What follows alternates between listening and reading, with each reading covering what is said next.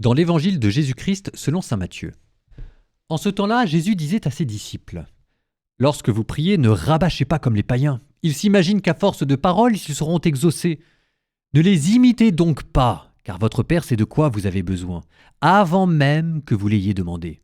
Vous donc priez ainsi : Notre Père, qui es aux cieux, que ton nom soit sanctifié, que ton règne vienne, que ta volonté soit faite sur la terre comme au ciel. Donne-nous aujourd'hui notre pain de ce jour, remets-nous nos dettes, comme nous-mêmes nous remettons leurs dettes à nos débiteurs. Et ne nous laisse pas entrer en tentation, mais délivre-nous du mal. Car si vous pardonnez aux hommes leurs fautes, votre Père céleste vous pardonnera aussi. Mais si vous ne pardonnez pas aux hommes, votre Père non plus ne pardonnera pas vos fautes. »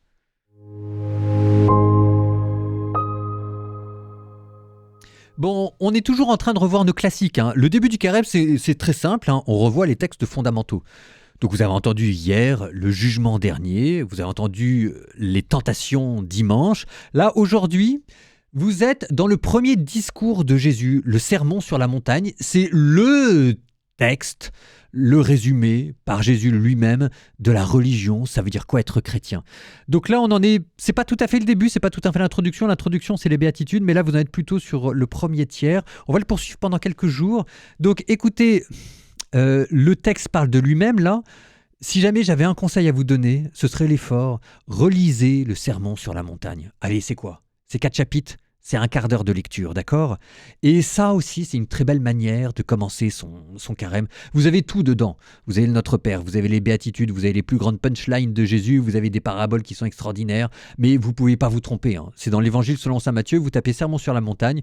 Et ça, les enfants, nous chrétiens, c'est un texte, il faut qu'on le lise chaque année.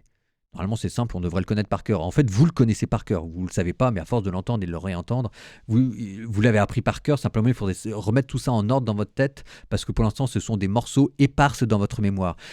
Relisez-le. Vous ne pouvez pas vous tromper. Alors là, c'est très simple, vous ne pouvez pas vous tromper. Chaque année, un chrétien doit relire le sermon sur la montagne.